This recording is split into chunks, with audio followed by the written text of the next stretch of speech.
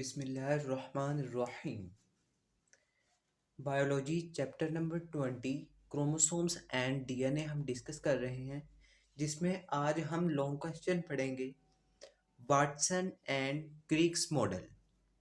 कि वाटसन और Crick's model ने जो है, क्रिक्स ने डीएनए के बारे में हमें डीएनए के बारे में क्या हमारी हेल्प की। डिस्कस आज हम करने लगे हैं वाटसन एंड क्रिक मॉडल को। इसके कुछ इंपॉर्टेंट पॉइंट्स हैं जो कि मैंने बोर्ड के ऊपर लिखे हैं, जिससे आपको ये पता लग जाएगा कि वाटसन एंड क्रिक्स मॉडल ने जो है वो स्ट्रक्चर ऑफ डीएनए को कैसे डिस्कस किया है। हमने पिछले लेक्चर के अंदर जो है chemical nature of the DNA को डिस्कस किया, जिसके अंदर डिफरेंट साइंटिस्ट को डिफरेंट तरीकों से डीएनए के स्ट्रक्चर को डिस्कस करने के बारे में पढ़ा। आज हमने जो पढ़ना है वाटसन एंड क्रिक ने कैसे डीएनए के स्ट्रक्चर के अंदर हेल्प की। फर्स्ट वन इज, हमने पिछले लेक्चर के अंदर फ्रेडरिक हमने पढ़ा कि फ्रेडरिक ने जो है वो एक्स रेज डायफ्रैक्शन टेक्निक जो है वो डिस्कस की थी, वो प्रपोज की थी कि एक्स रेज डायफ्रैक्शन टेक्निक के जरिए जो है वो हम डीएनए के पाथ को देख सकते हैं। यानी डीएनए के पाथ जो है उसके अंदर बेंड कर गया था, जिस हमें स्क्रीन के ऊपर नजर आया था। दूसरे नंबर पे अब वाटसन और क्रिक्स मॉडल की बात करते हैं कि 1953 के अंदर वाटसन और क्रिक ने कैम्ब्रिज यूनिवर्सिटी के अंदर जो है वो स्टडी की स्ट्रक्चर ऑफ डीएनए के ऊपर। 1953 के अंदर, ये डेट याद रखनी है, 1953 के अंदर वाटसन एंड क्रिक ने कैम्ब्रिज यूनिवर्सिटी के अंदर स्ट्रक्चर ऑफ डीएनए के ऊपर स्टडी की, जिससे इन्होंने वो जो जिससे जब इन्होंने स्टडी की तो स्ट्रक्चर ऑफ डीएनए के ऊपर, तो उन्होंने ये अंदाजा लगा लिया कि जो स्ट्रक्चर है डीएनए का वो डबल हेलिकल स्ट्रक्चर है, डबल हेलिक्स स्ट्रक्चर है, डबल स्टैंडर्ड है, और इसका जो डायमीटर है वो 2 नैनोमीटर है। ये तीन बातें जो है वो हमने पहले भी डिस्कस की हैं फ्रेडरिक वाले पोर्शन के अंदर, कि जो स्ट्रक्चर है डीएनए का वो डबल हेलिक्स और डबल स्टैंडर्ड और डबल स्ट्रैंड, और साथ में उसका जो डायमीटर है वो 2 नैनोमीटर है।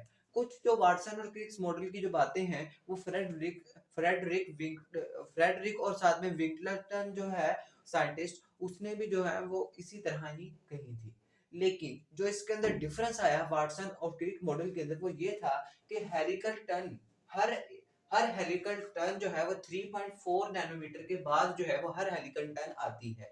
अब हेलिकल टर्न जो है के अंदर जो है 10 बेस पेयर्स आते हैं, 10 बेस पेयर्स आते हैं, जिसके अंदर कुछ बेस पेयर्स प्यूरीन्स होते हैं और कुछ बेस पेयर्स जो है वो पायरिमिडीन्स के होते हैं।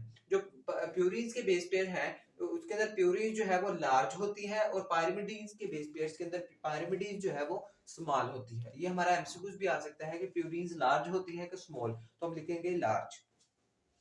अब दूसरी बात जो इसके अंदर डिफरेंट करती है इसे, कि वन चेन, इसके अंदर दो चेन है। हमें पता है डीएनए के स्ट्रक्चर के अंदर दो चेन होती हैं। वन चेन रन करती है 3 to 5 एंड्स, यानी थ्री, मैंने आपको थ्री और 2 5 एंड का मतलब है, थ्री का मतलब third carbon atom pentose sugar के थर्ड कार्बन एटम के साथ जो अटैच हो nitrogenous base, fifth carbon atom का मतलब है, फिफ्थ एंड का मतलब है कि जो 5 carbon atom of pentose sugar के साथ नाइट्रोजनस बेस हो उसे हम फिफ्थ एंड कहते हैं। इसके अंदर एक चेन रन करती है 3 to 5 एंड से, यानी उसका तीसरा और फिफ्थ वाला एंड जो है वो खाली रहता है, और दूसरी चेन का फिफ्थ वाला और थर्ड वाला एंड जो है वो खाली रहता है। यानी एक का 3 है तो दूसरे का 5, फिर दूसरे एक का 5 है तो दूसरे का 3 एंड जो है वो फ्री रहेगा, खाली रहेगा। उसके बाद ग्रूव्स की बात कर लेते हैं कि डीएनए स्ट्रक्चर ऑफ डीएनए के अंदर वाटसन और क्रिक मॉडल ने जो है वो ग्रूव भी जो है वो प्रिपेयर किए, ग्रूव भी प्रपोज किए, जिससे हमें ये पता लगता है कि ग्रूव जो है वो दो तरह के होते हैं, मेजर ग्रूव और माइनर ग्रूव। मेजर ग्रूव और माइनर ग्रूव को हम आगे स्ट्रक्चर के अंदर डिस्कस करेंगे। ये जो डायग्राम बनी हुई है डीएनए की, इसके अंदर हम मेजर और माइनर ग्रूव को जो है वो डिस्कस कर लेंगे। अब अगली जो बात आती है, इन्होंने ये प्रपोज किया कि एडेनिन और थायामीन जो है वो आपस में इक्वल है। एडेनिन और थायामीन जो है वो आपस में इक्वल है। ये हमने पिछले लेक्चर के अंदर भी पढ़ा। एक साइंटिस्ट था एरविन चार्गफ ने यही हमें कहा कि एडेनिन और थायमिन जो है उनकी अमाउंट इक्वल होती है और गोयानिन और साइटोसिन की अमाउंट इक्वल होती है। इस वजह से एडेनिन और थायमिन आपस में डबल बॉन्ड बनाते हैं और गोयानिन और साइटोसिन जो है आपस में ट्रिपल बॉन्ड बना सकती हैं। अब यहाँ पे भी यही बात है कि एडेनिन थायमिन के साथ डबल बॉन्ड बनाता है, डबल हाइड्रोजन की हाइड्रोजन बॉन्ड है तो डबल हाइड्रोजन बॉन्ड बनाता है, और गोयानिन और साइटोसिन जो है वो आपस में ट्रिपल हाइड्रोजन बॉन्ड बनाते हैं। और इन्होंने ये भी प्रपोज किया कि एडेनिन जो है वो साइटोसिन के साथ बॉन्ड नहीं बना सकती। Adenine will not form bond with cytosine. Adenine इस साइटोसिन के साथ बॉन्ड कभी भी नहीं बना सकती क्योंकि इनकी अमाउंट आपस में इक्वल नहीं होती। इसी तरह गोयानिन थायामीन के साथ भी जो है वो बॉन्ड हाइड्रोजन बॉन्ड नहीं बना सकती। इसकी अब हमने ऊपर पढ़ा कि एक चेन जो है उसके अंदर 3 to 5 एंड जो है वो खाली रहते हैं, और एक चेन के 5 to थर्ड एंड जो है वो खाली रहते हैं। इसी तरह 5 हमें पता ये लगता है कि 5 एंड और साथ में 3 थर्ड एंड जो है वो फ्री है डीएनए के स्ट्रक्चर के अंदर। अब हम जरा स्ट्रक्चर जिस बारे में हम सारा पढ़ रहे हैं उसके स्ट्रक्चर की बात कर लेते हैं कि असल में इसका जो स्ट्रक्चर है वो होता किस तरह का है। अब हम बात करते हैं इसके स्ट्रक्चर की। अब ये एक डीएनए का डबल हेलिकल स्ट्रक्चर है जिसके अंदर 2 स्ट्रैंड है। हमने उधर पढ़ा डबल स्ट्रैंडेड है, वन स्ट्रैंड मैंने ब्लैक से ज़ाहिर किया और जो दूसरा स्ट्रैंड है उसको मैंने ब्लू से ज़ाहिर किया। अब फर्स्ट स्ट्रैंड को देखिए कि फर्स्ट स्ट्रैंड और सेकंड स्ट्रैंड के अंदर दोनों के अंदर जो है फोस्फोरस ग्रुप है और साथ में इसके साथ नाइट्रोजनियस बेसिस जो है वो अटैच हैं।